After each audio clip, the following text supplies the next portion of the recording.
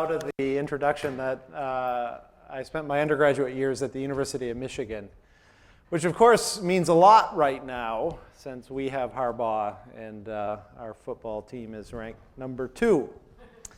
Yeah, sadly, too much of my emotional happiness comes from what happens on football fields in Ann Arbor on Saturdays in the fall. So, can we get the PowerPoint up and going? So next Monday, November 7, will be the 99th anniversary of the Bolshevik seizure of power in Russia. This is the so-called October Revolution, which brought the revolutionary events of 1917 to a close. So you're probably wondering why the October Revolution, why the anniversary of the October Revolution is celebrated in November. And the reason is because in 1917, Russia used the Julian calendar. That is the calendar that came into existence at the time of Julius Caesar. And the Julian calendar was 13 days behind the Gregorian calendar. That is the calendar that dates from the European Renaissance and is astronomically correct because it accounts for the leap year. And I tell you that this is significant, this difference in calendars.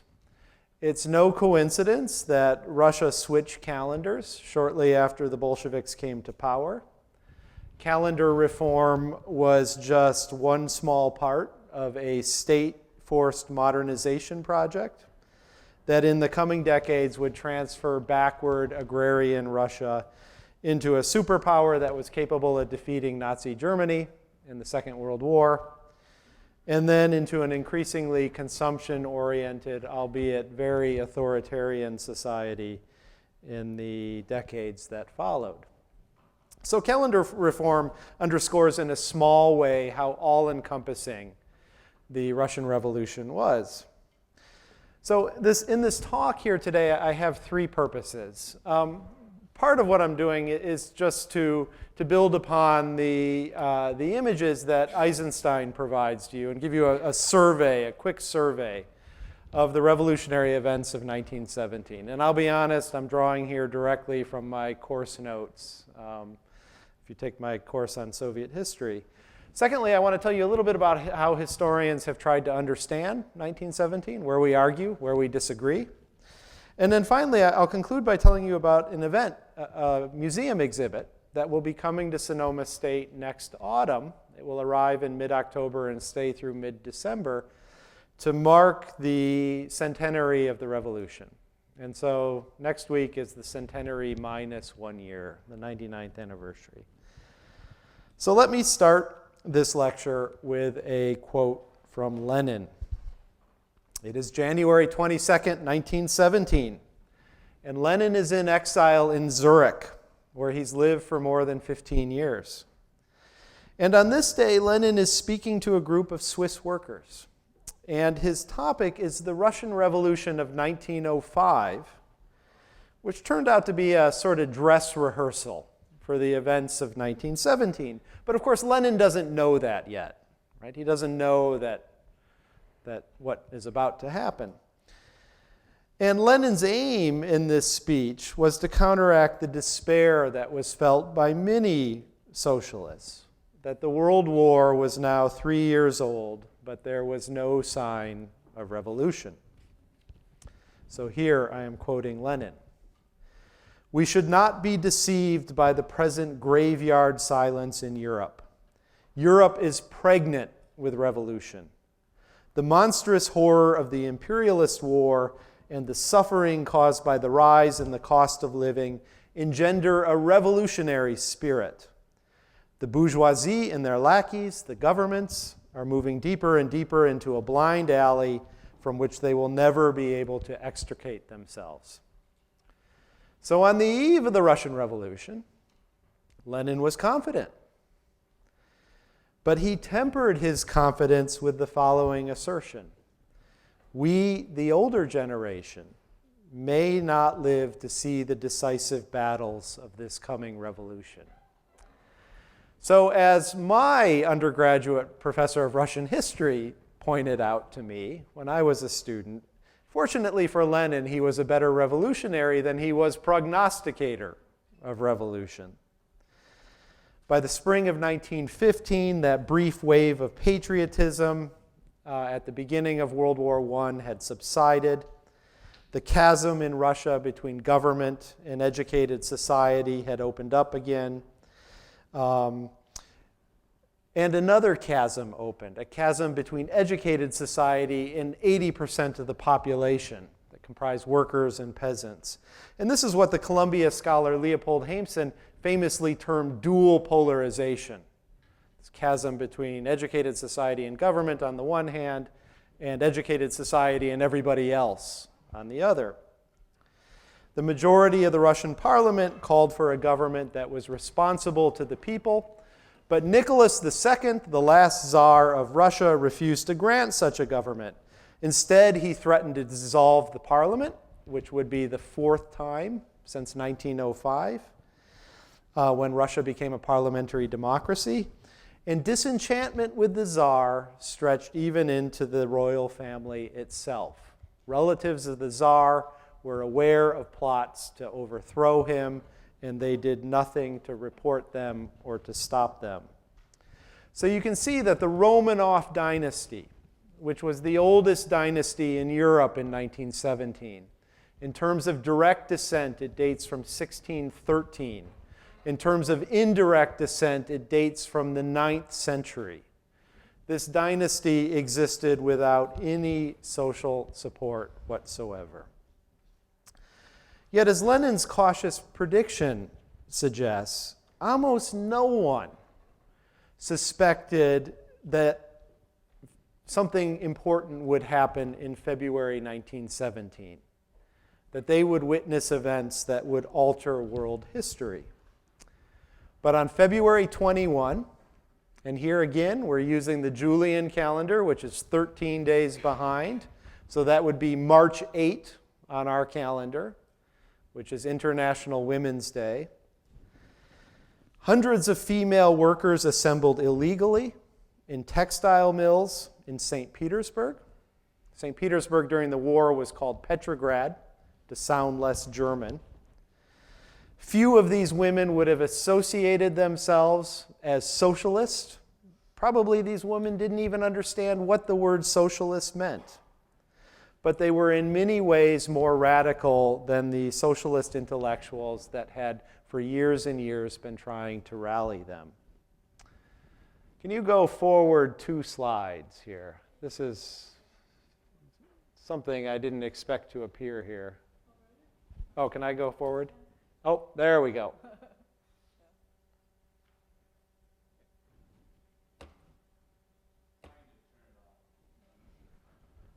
Go forward 1 more slide. Okay, so here we have St. Petersburg, map of St. Petersburg. Now, these women went on strike to demand higher food wages.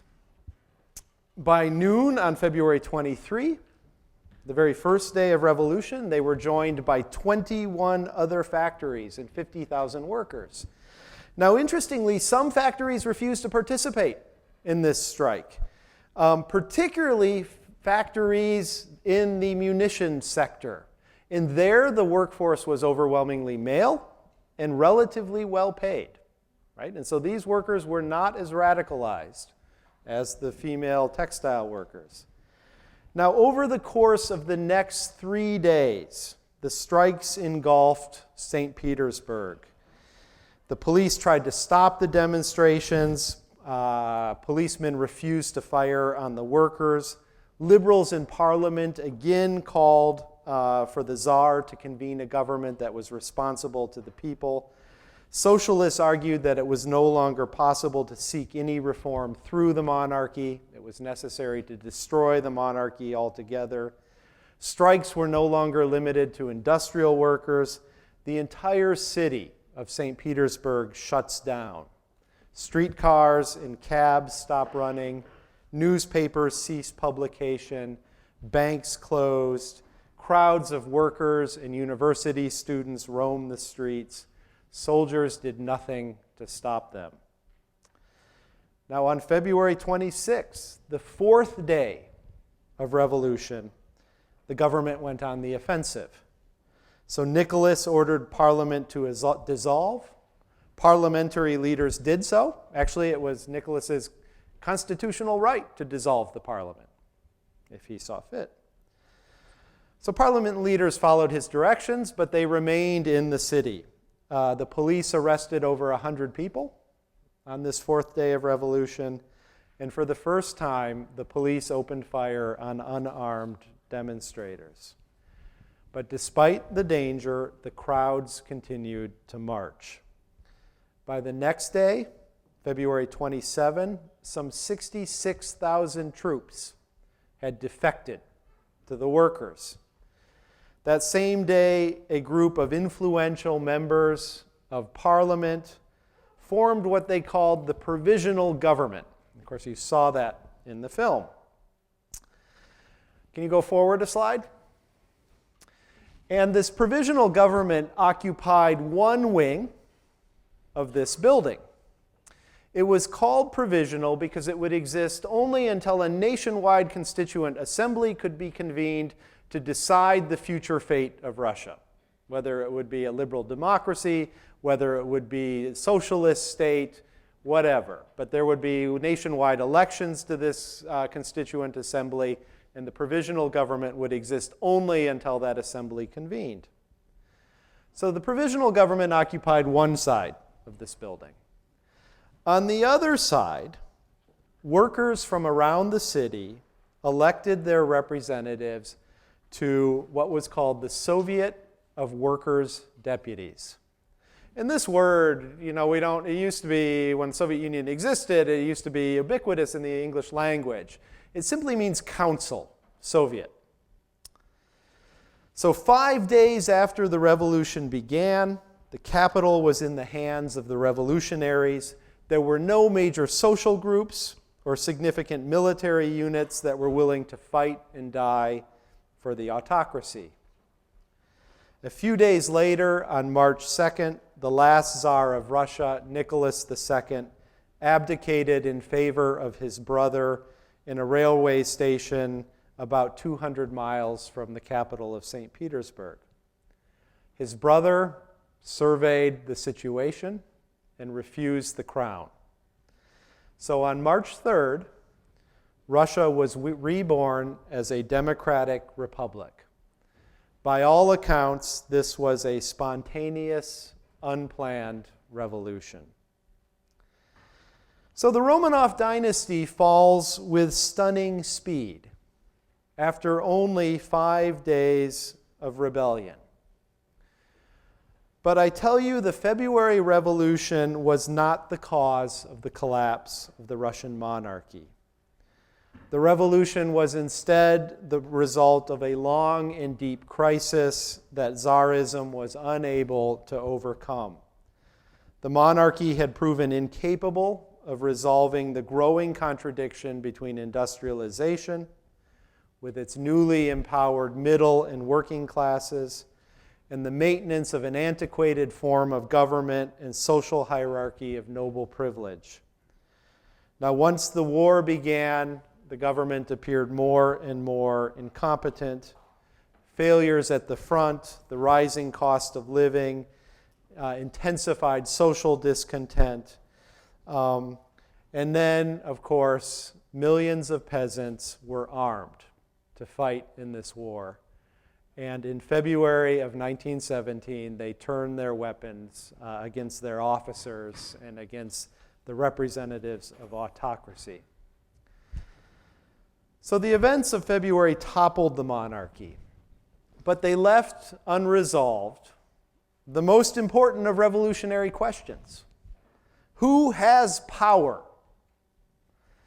So in the aftermath of February, power was shared. So on one side was the Provisional Government. It was committed to the war effort.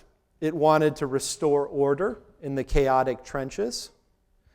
Now, soldiers, of course, were among the most left-leaning participants in 1917.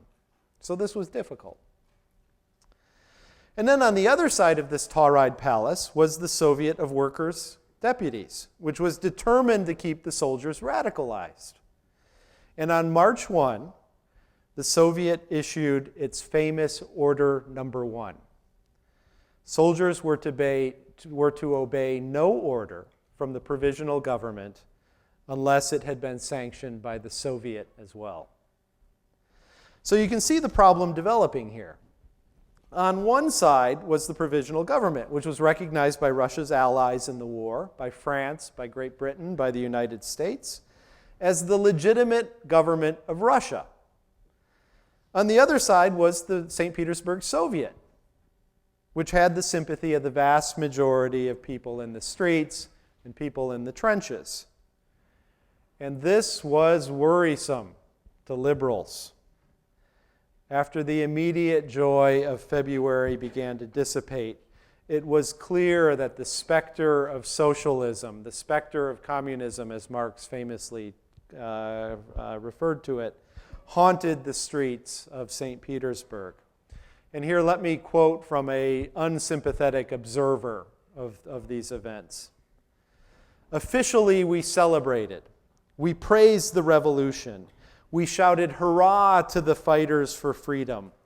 We wrapped ourselves in red bunting and marched under red flags. We all said our revolution, our victory, and our freedom.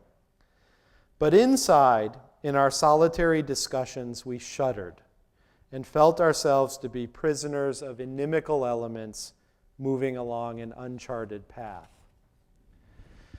Now, it was difficult during these early days for most ordinary people to distinguish between the platforms of the socialist parties. The Bolsheviks were clearly the most opposed to the war, but until Lenin returned from exile in Switzerland, and you saw that in the film, where he arrives at Finland Station, the Bolsheviks were willing to support the Provisional Government. There were other socialist parties too. The Mensheviks, the so-called minority men, it's actually how it would translate from Russian. They were the losers in a party schism in 1903 when they split from the Bolsheviks. And then there was a party that simply goes by an acronym, the SRs, short for Socialist Revolutionaries.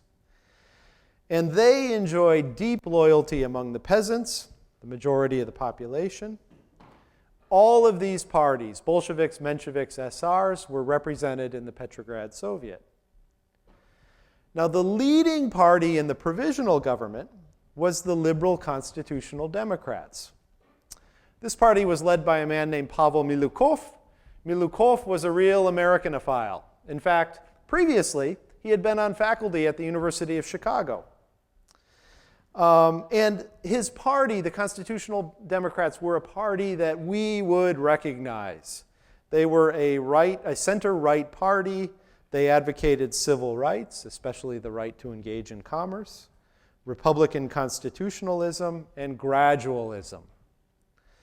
Now, the only socialist in the Provisional Government was a lawyer named Alexander Kerensky, and he was an SR. And when the Provisional Government was formed, Kerensky was named Minister of Justice, but he was promoted from there to Minister of War and then to Prime Minister as the situation radicalized over the course of 1917. So you can see, even though the Provisional Government was recognized by other states and held legal authority, in the streets of Petrograd, the Soviet was in charge. The Soviet had real power. It controlled the troops, it controlled the railroads, the post, and the telegraph. In fact, I think we can say that the Provisional Government existed only because the Soviet allowed it to exist. Now, this imbalance of power was illustrated by a dispute over Russia's foreign policy. So at the end of March, the Petrograd Soviet endorsed a position on the war that was called revolutionary defensism. So in other words, Russia would continue to fight the war only to preserve the gains of the February Revolution. It didn't make any sense to topple the monarchy if we were going to immediately surrender to Germany. However, the leaders of the Provisional Government wanted to fight the war to the very end so that Russia could seize control of the Dardanelles and the Bosphorus. And this is the strait of water that divides the Black Sea from the Adriatic and the Mediterranean. It is the site of the city of Istanbul, formerly Constantinople. And this had been promised to Russia, to Tsarist Russia, at the onset of the war. Pending a successful prosecution of the war, Russia would be rewarded with these territories. And this had been a foreign policy goal of Russia since the time of Catherine the Great. And the Russians had both strategic reasons for coveting these territories, but also cultural reasons, right? That Constantinople was the historic seat of Orthodoxy. And Milukov, the leader of the Constitutional Democrats, even sent a letter to Russia's allies committing Russia to the war aims of the deposed Tsarist government. And when this letter was leaked to the public, in April of 1917, thousands of workers and soldiers came out in the streets to protest the Provisional Government and to call for its abolition. And the truth is, despite what Milukov and the Provisional Government wanted, by the spring of 1917, Russia was far too weak to carry on in war against Germany. But paradoxically, the Provisional Government was more committed than ever to this war effort. And I think it's useful to think of Russia at war as a bit like an engine that is overheating. So any attempt to intensify the war stressed the entire system. Food and fuel supplies were redirected from cities to the front lines. Falling food stocks led to rising prices. Rising food prices wiped out whatever wage gains workers had realized since February. Factories closed because they couldn't afford fuel. This caused unemployment. Strikes increased. And amid all of this, the voices of the militant Bolsheviks grew louder and louder. And they alone, among socialist parties, pledged not to cooperate with the Provisional Government. Now, these growing problems discredited the socialist parties that entered the Provisional Government, the SRs and the Mensheviks. Workers, soldiers, and peasants thought that moderate socialists were collaborating with the enemy. Now, as a result, liberals began moving to the right to counteract the increasing militancy from the left. And at the end of May, there was nothing left in the center of the political spectrum. And this, I think we can say, is the hallmark of revolution, right? The absence of a political center. There was no consensus in Russia about what the future government should be. Would it be a free market capitalist society, as liberals hoped, or some form of socialist society, as the socialist parties hoped? Now, on the last day of May, the workers' section of the St. Petersburg Soviet formally endorsed Lenin's slogan, "All power to the Soviets." And in the film clip, a lot of the banners that those protesters were carrying, they read in Russian, "Vse vlast Sovietam," all power to the Soviets. And this moment was significant because it suggests that worker support in the Soviet was shifting. It was shifting from moderate socialist parties who counseled cooperation with the Provisional Government to the Bolsheviks, who of course refused to be sullied by the Provisional Government. And then in the countryside, the peasants were more committed than ever to the SR party. And the SR party was potentially the strongest in Russia, simply because it had such deep roots among the peasantry. It had tens of thousands of activists in villages across the country who promoted the agenda of land nationalization. And like workers, peasants were becoming more active over the course of 1917 in running their own affairs, in taking matters into their own hands. In villages across the country, they formed so-called committees of people's power. that endorsed the seizure of private land. Peasants burned down manor houses of their landlords, their aristocratic landlords. They stole their livestock. On occasion, they would kill their landlords. Now, to liberals, of course, people like Pavel Milukov, the situation in the countryside looked a lot like anarchy. But to the Bolsheviks, it was the manifestation of popular will. Moderate socialists became less confident of their ability to rein in the chaos. And at a meeting of the first All-Russian Congress of Soviets in June of 1917, this was a meeting that brought in socialist delegates from across the country, the head of a conservative faction of the Menshevik Party claimed that there existed in Russia no party that was capable of seizing power amid this chaos. And amid the hullabaloo in the conference hall that followed this assertion, a lone voice was heard. He stood up and he said, "It does exist." Of course, he's speaking here of a party. "I say such a party exists. No party has the right to refuse power, and our party does not refuse it. Our party is ready at any moment to take all power into its hands." And this, of course, was Lenin. So the Bolsheviks alone had the will to seize power.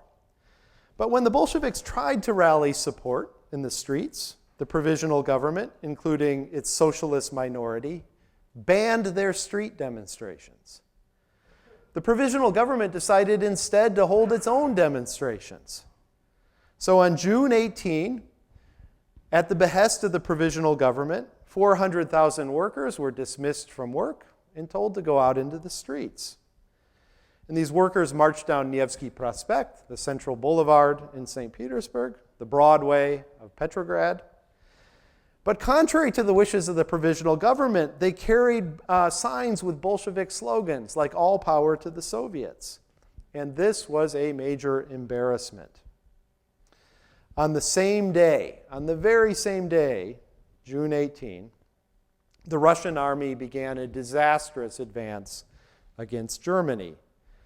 The middle and upper classes heaved a sigh of relief.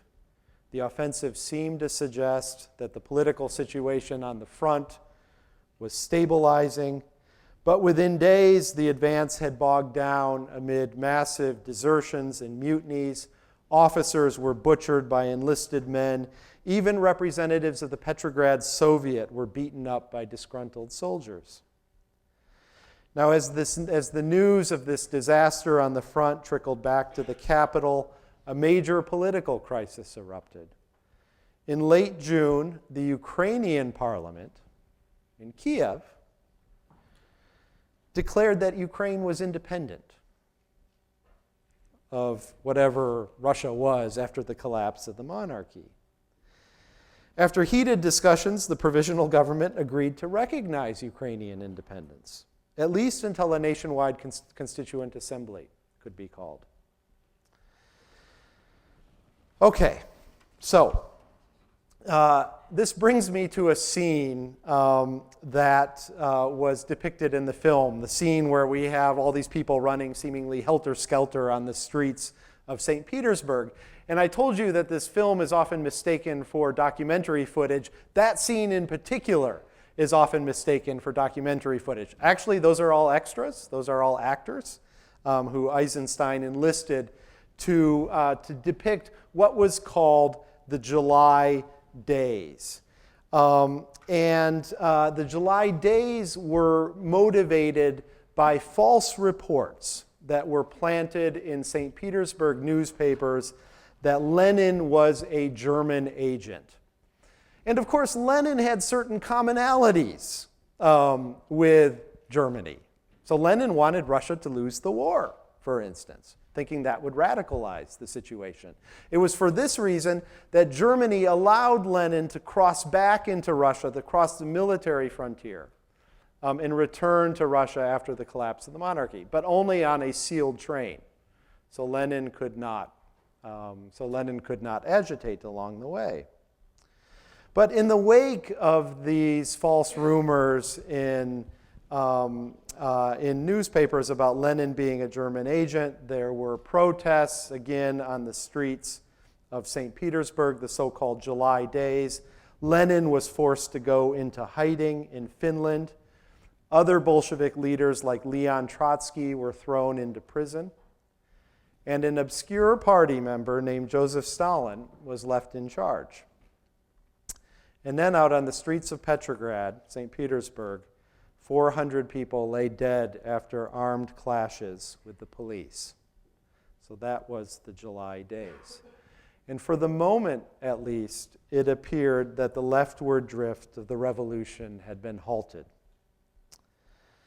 Now, under pressure from socialists, the government declared a program of reforms to democratize Russian society. Noble estates were abolished. Land committees in the countryside were established and supported. Industry was regulated. Now, this program drove many liberals into opposition. Many of these liberals rallied around a Cossack general named Lavr Kornilov.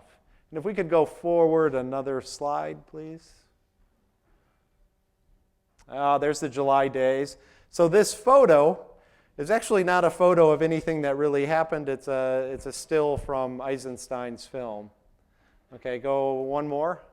Okay, so here we have Kornilov, Kerensky, and Lenin in disguise as he's escaping to Finland.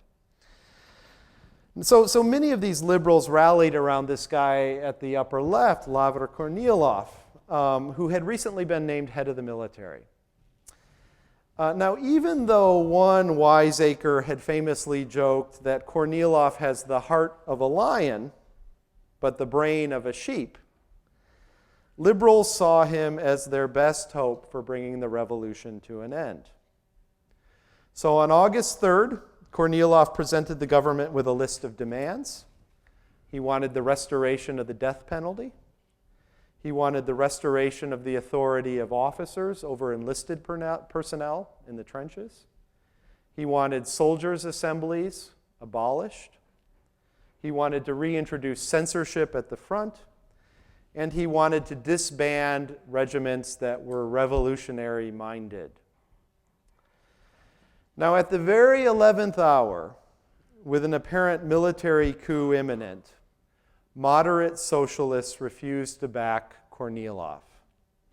They announced instead that Kornilov was leading a counter-revolutionary mutiny. The arsenal was open to armed workers, and Kornilov was repelled. This was all at the beginning of August. Now, as the political crisis worsened, politicians groped for a way out. And I think at this point we can say there are four possible solutions to the crisis which has beset Russia. One possible solution was a military dictatorship. Kornilov had tried this and failed. So to contemporaries, this path now appeared to be blocked. A second solution might be a coalition government of liberals and socialists. But of course, this is what Russia had been since February, right? Coalition government of liberals and socialists. A third possibility was an all-socialist government comprising a coalition of socialist parties. And this idea was especially popular among workers and soldiers. And then finally, there was the Bolshevik Solution, a one-party government that was comprised solely of Bolsheviks. And it was in this context that Lenin, who had been hiding in Finland in the wake of the July days when a warrant was issued for his arrest, Lenin returned secretly to St. Petersburg on October 7th. And 3 days later, meeting in secret with the Bolshevik Central Committee, he managed to convince his colleagues in the Bolshevik Party to support an armed uprising. Now, the decision was not unanimous. Moderate Bolsheviks were upset with this development, and two of Lenin's closest friends, Zinoviev and Kamenev, issued a declaration to the press against seizing power. So Lenin responded in very famous fashion. And here again, I'll quote, permit me to quote directly from Lenin. And here Lenin is speaking at this meeting of the Bolshevik Central Committee. The masses have given the Bolsheviks their trust and demand from them not words but deeds. Acting now, we will have the entire European proletariat on our side. The bourgeoisie is intent on surrendering St. Petersburg as a means of crushing the revolution. The only way of avoiding this is by taking the defense of the capital into our own hands. It follows that the most decisive political action possible is now required, which can only mean an armed uprising. Power must be seized immediately, at once. Every day lost could be fatal. And then this was Lenin's most famous line of his entire life: history will not forgive us if we do not take power now. Now, the soldiers of the capital agreed to follow the orders of Lenin. On the evening of October 24, which would be November 6 on our calendar, the insurrection began. It was over almost as soon as it started. The ministers of the Provisional Government were besieged in the Winter Palace, the former residence of the Tsar. They were protected only by a few female cadets. At 9 p.m., the battleship Aurora, which was anchored right out on the Embarcadero, the Naberezhnaya, what is the word in English? The embankment, right in front of the Winter Palace, fired a warning shot, which was a blank. So failure to surrender would mean death. A few hours later, Red Guards made their way into the palace and arrested the ministers. That is, they arrested all but one of them. One of them, Alexander Kerensky, the man in the middle here, managed to escape in the car of the American ambassador. And Kerensky would eventually make his way to Palo Alto, where he would become a resident fellow of the Hoover Institute. By the next morning on October 25th, November 7th on our calendar, it was clear that Lenin had won his gamble. The Bolsheviks had seized power. But history would be unforgiving in ways that Lenin could still not anticipate. By throwing down the gauntlet to the other socialist parties, Lenin essentially said that Russia would now be ruled by one party, and it would remain a one-party state until December of 1991, when the Soviet Union collapsed. Okay, so that's the first part of my lecture. So I want to talk a little bit and more briefly here, since it's past 6, on the way historians have tried to make sense of 1917. Well, suffice it to say, historians remain deeply divided about the meaning of 1917. Some historians see 1917 as little more than a Bolshevik conspiracy or a coup d'etat. Other historians emphasize the broader social processes that propelled the Bolsheviks to power. Now, for a very long time, official Soviet historical views on 1917 roughly paralleled Western anti-communist views on 1917, albeit with reversed values. So let me see if I can explain this. So according to both schools of thought, both the Soviet view and the Western anti-communist view, Lenin was absolutely central to the events of 1917. In the view of Soviet scholars, Lenin and the Bolsheviks shrewdly steered the uncomprehending Russian masses toward revolution.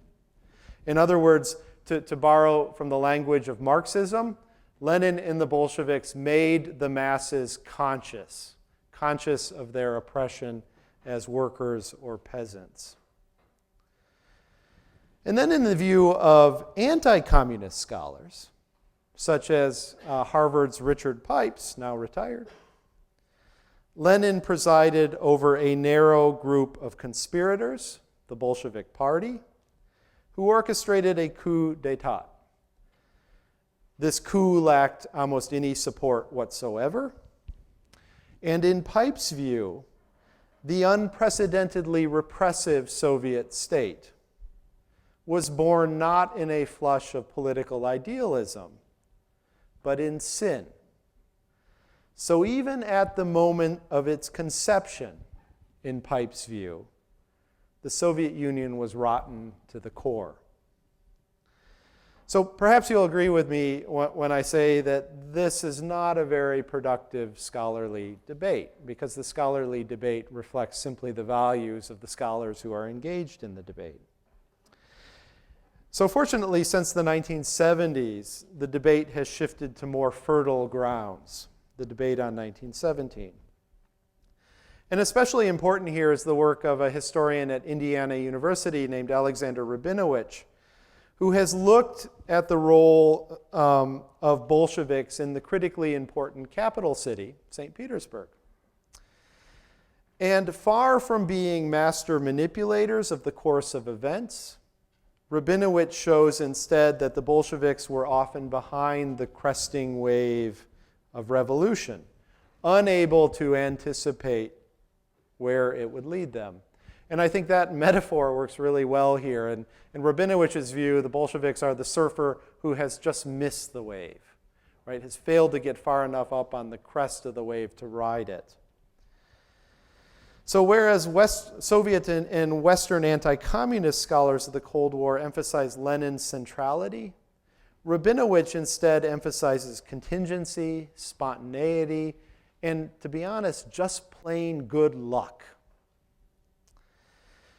Now, recognizing that Tsarist Russia was a large, multi-ethnic, multi-confessional empire, my undergraduate professor of history, Ronald Suney at the University of Michigan, has looked at the ways class-based revolution in the center became a revolution of national liberation in the periphery.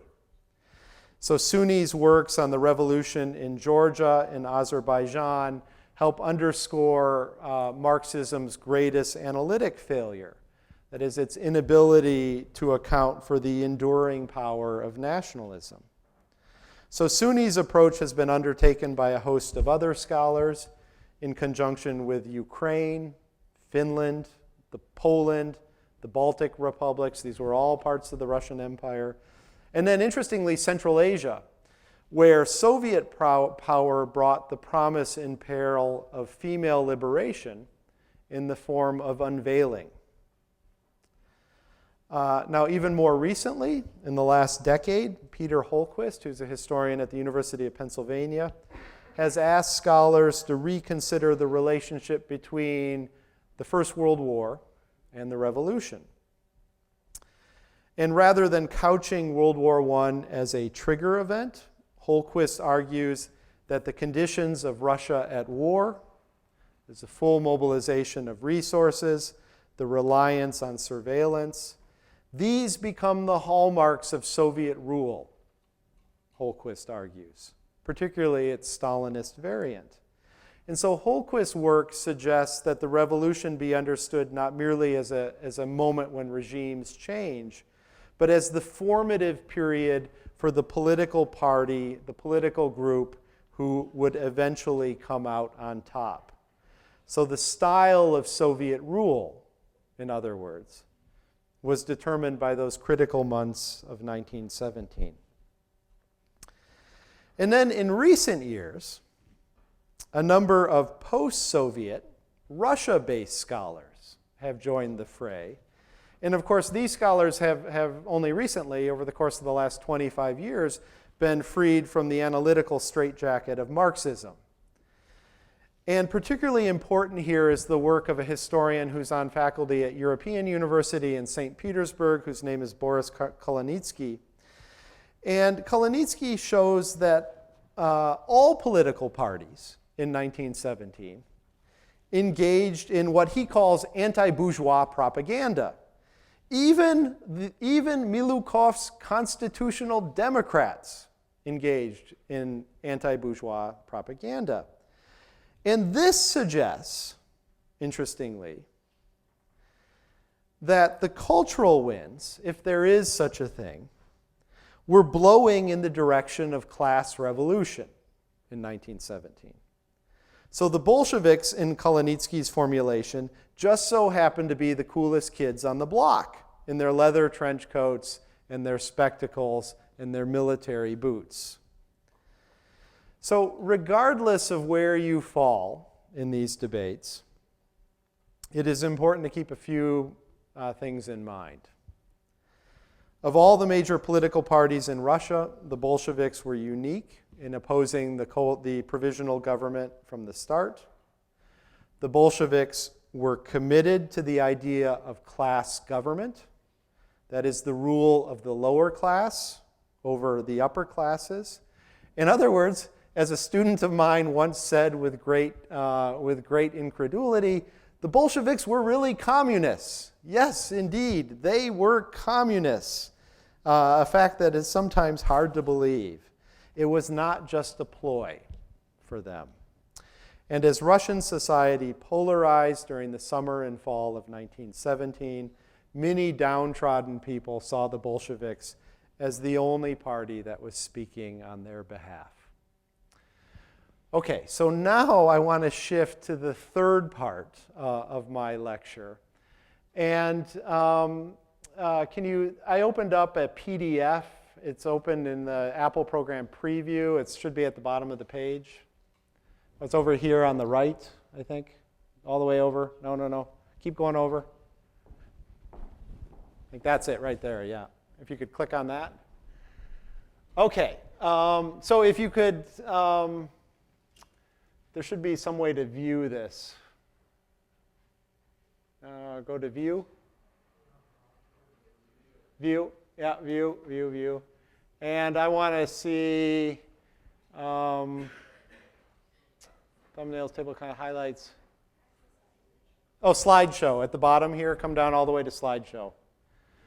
Okay, so I said that next year we're going to be doing something here at Sonoma State to mark the centenary of the Russian Revolution.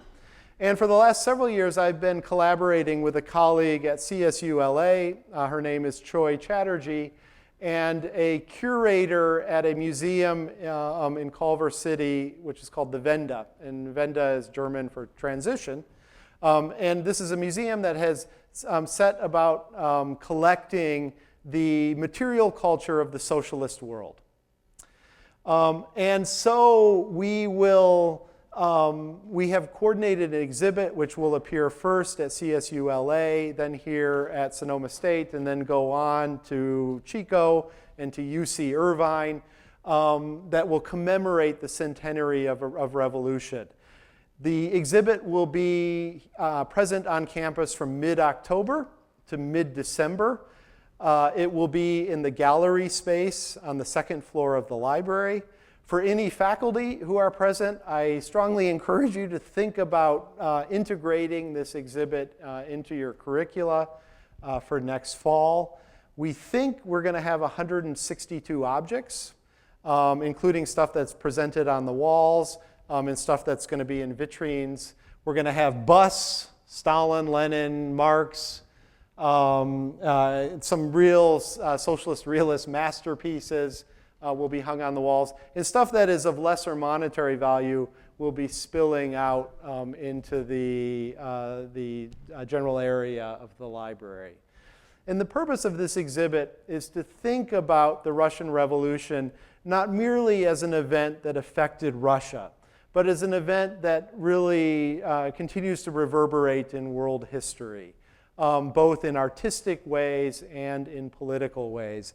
And in artistic ways, because I'm working with a museum curator, our curator has been very keen to show the way that the aesthetic of revolution, which is honed by the Russians in 1917, is then seized upon by other leftist movements in Latin America, in the United States in the 1960s, in Europe, that they borrow the iconography of the Russian Revolution. Okay, so I'm happy to let this slideshow play through. I'm happy to take any questions, if there are questions from the audience about 1917. Just a word of warning. I have a flight I have to catch at SFO later tonight, so I can't dawdle after class. Yeah? Is Rasputin really that big of a player? Or is he just more like a... Yeah, so I didn't mention him, right?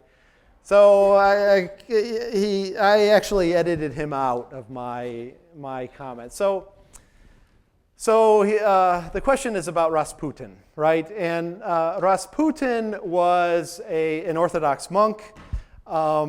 He was very close with the Tsarina.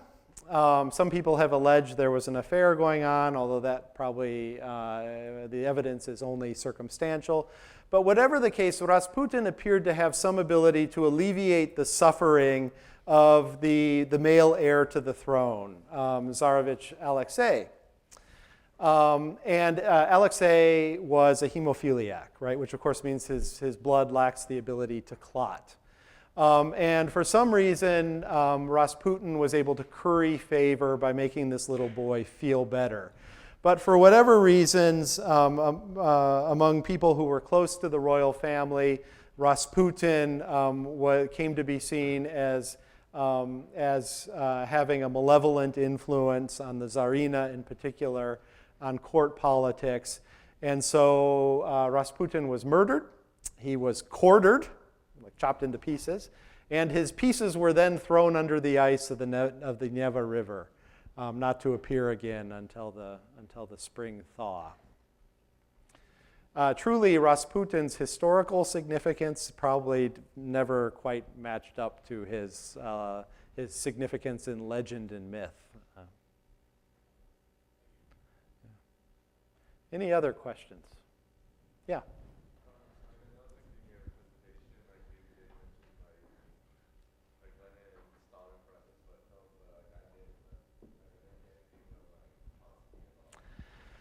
Okay, so let me speak a little bit about Trotsky. So I said when Lenin is forced into hiding in Finland in the wake of the July days, Trotsky is thrown in prison. Well, Trotsky is a very interesting person. So Trotsky, at the start of 1917, Trotsky is in New York City. And so Trotsky comes back to Russia, and he comes back as a recent convert to Bolshevism. He'd actually been a Menshevik previously in his life. He was also Jewish. And the Bolsheviks were not anti-Semites, for the most part. But they were conscious of the fact that lots of Russians were anti-Semites. And so probably the fact that Trotsky was Jewish hurt him, particularly in the secession struggle that followed Lenin's death in 1924.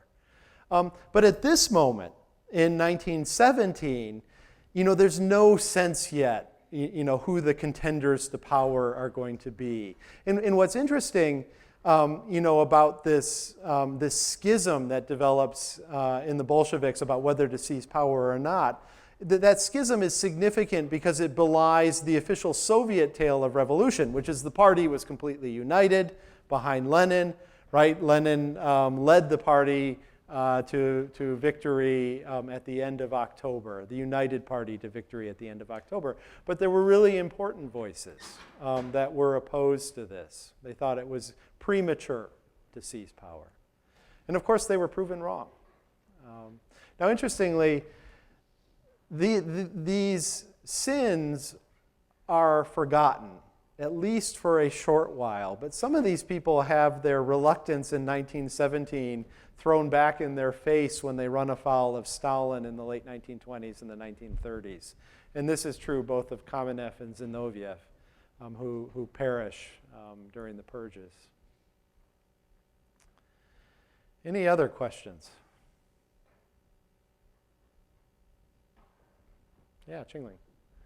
What do you see the significance of the Soviet Revolution in the context of the war and peace lecture series? Well, I think here I have to rely a little bit on, I need some more input on what the purpose of the War and Peace lecture series is. Okay. Then I would say that then I would express my idea of how that connects. Yeah, okay. The obvious question for us will be to think about, the way that Soviet Union has been, in a way cast in a negative light, during the Cold War era and continue, right? And why do American society do that, right? And the other part will be that to think about the bottom-up revolution, and to many level that there are troops or soldiers that actually go against their commanders, right? So Yeah. that a peaceful transition of power occurred when common people decide not to fight the ruling class's war. Yeah. Right, so I would see that as a powerful message to think about it for our time, right? Or to think about it in the context of War Peace series, right? Is to realize that when common people say no, I don't want to fight the ruling class war, you would actually, have a totally different take on, what's going on, and they are power. If you were to see like the recent interpretation of the Soviet Union saying that it's a spontaneous revolution, that is like that people are actually pushing, and then the Bolsheviks eventually say that we have to actually lead the people, Yeah. right? So the people is actually the revolutionary force that coming from the bottom up, right? So that allows us to actually think a lot about what does it mean to have a spontaneous revolution, right? What does it take, right? And the other part will be to think about what you said in terms of the centrists disappear at the time for revolution, right? And I think it's very interesting to think about the fact that usually a revolution occurs when the centrists actually take a side with the mass, with the common people, right? And that speaks to the importance of the people who are in the middle to actually decide the destiny as well. Yeah. So, After I explain that, I don't know. yeah, so let me just add on here. So Ching has referred to the way the Soviet Union was viewed in the United States during the Cold War. It was viewed in a not very positive light. Well, let me tell you that there were good reasons not to view the Soviet Union in a very positive light. This was not a place that respected core human liberties or freedoms, right? And that doesn't mean that the Soviet Union was always terroristic. It was during the 1930s and probably again after the Second World War. But the Soviet Union remained authoritarian to the very end. Now, this question of whether 1917 was a popular revolution or coup d'etat, the truth is it was both, right? There are elements of both that were present. And Lenin knew that revolution was not about democracy. Revolution is about putting the right people at the right place at the right time. And so what's remarkable about the seizure of power in Petrograd on October 24 and 25, 1917, is just how few people it took, right? I mean, it was a couple thousand soldiers, workers who were armed. And they knew what to seize: the telegraph, the railroad stations, the newspapers. You surround the Winter Palace, you fire a warning shot, right? And you've seized power. Now, it's probably the case when you move outside of Petrograd, you find more evidence of a popular revolution, particularly the way that the ethnic minorities seize upon class revolution in the center to transform it into wars for national liberation on the periphery, like in Ukraine or Georgia or Azerbaijan. And in these regions, there's much more evidence of broad popular support for revolutionary action. But you didn't have to actively support the Bolsheviks to think they were the least horrible people in 1917. I mean, particularly by the end of the year, things were pretty terrible. You've had these sort of successive combinations of provisional government and Soviet that have failed to bring the war to an end. They failed to stabilize the economy at home. And so the Bolsheviks, their great stroke of brilliance was to not cooperate at all with the provisional government. And so they were kind of the last best alternative to lots of people. But that didn't mean that they actively participated in revolution. So any other questions? Yeah. What do you think about Putin and his totalitarian regime? And how there's a rumored thought of him trying to bring back to the Soviet Union powerful, right? Yeah, okay. So first of all, let me say what Russia is today is not totalitarian. So totalitarian refers to a government that has totalizing ambitions, a government that seeks to control every aspect of the life of its citizens. So that is not Russia today, and that is not what Putin wants. Putin's very happy to let Russians travel abroad, to let Russians buy Harley Davidsons if they want, to choose between whether to wear Levi Strauss jeans or diesel jeans, right? And so this is not a government that seeks to control everything. However, the promise of the early 1990s, the promise of democratization, I think has largely been lost in Russia. And,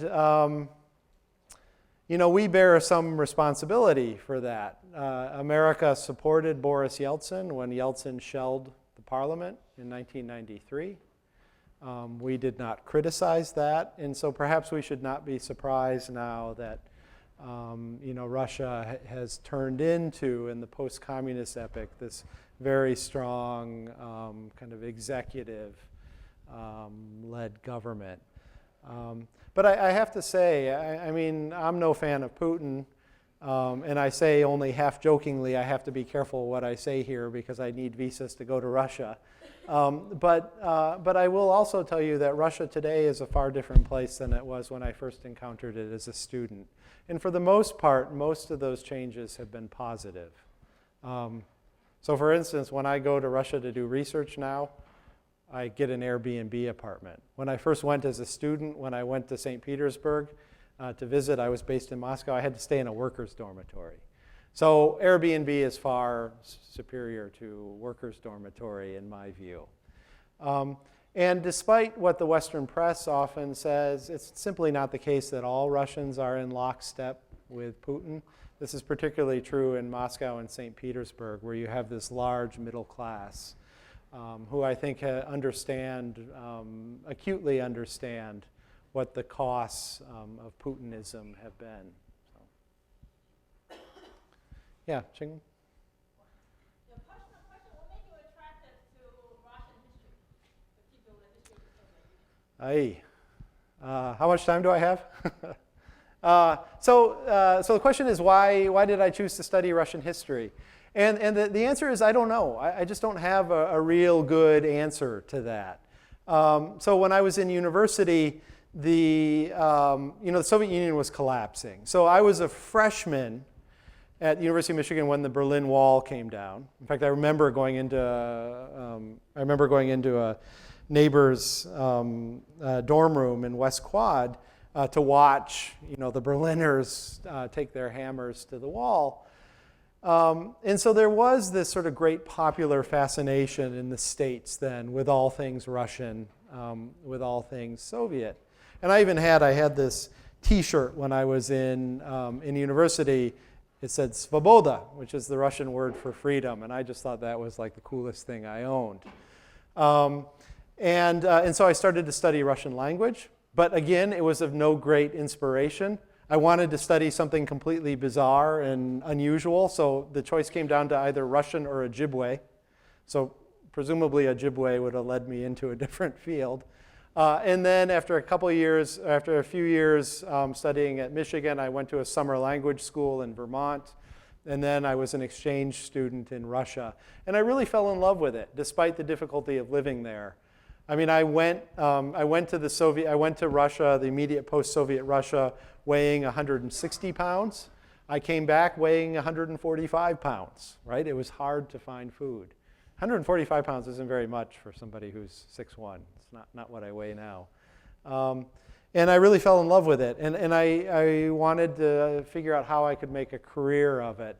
And at the time, everything was so chaotic. It seemed like the only career I could imagine was a career in academia. And of course, that was my core mistake, right? If I had gone into business or something, I would have undoubtedly been able to spend much more time in Russia, and I would have made more money. Any other questions? Yeah.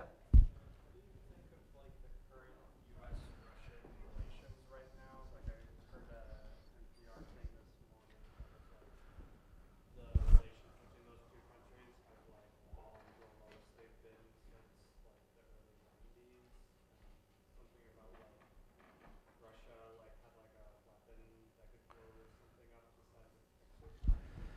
Well, that I don't know about. But I can say that relations are very bad right now. They're bad enough that it actually affects me. It's become very difficult for historians to get visas to go conduct research to Russia.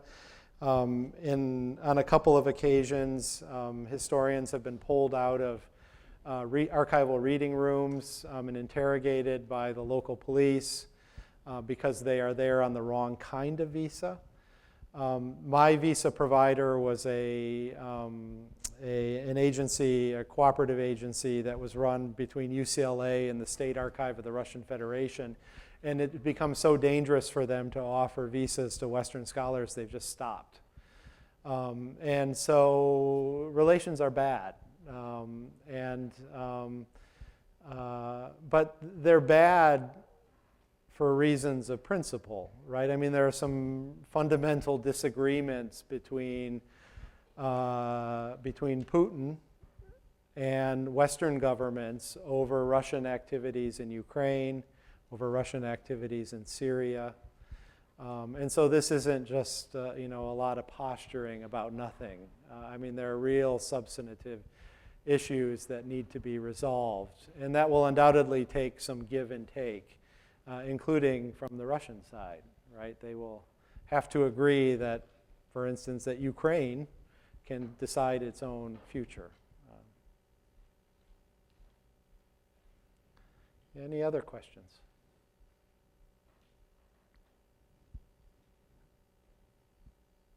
Okay, I think I've exhausted it.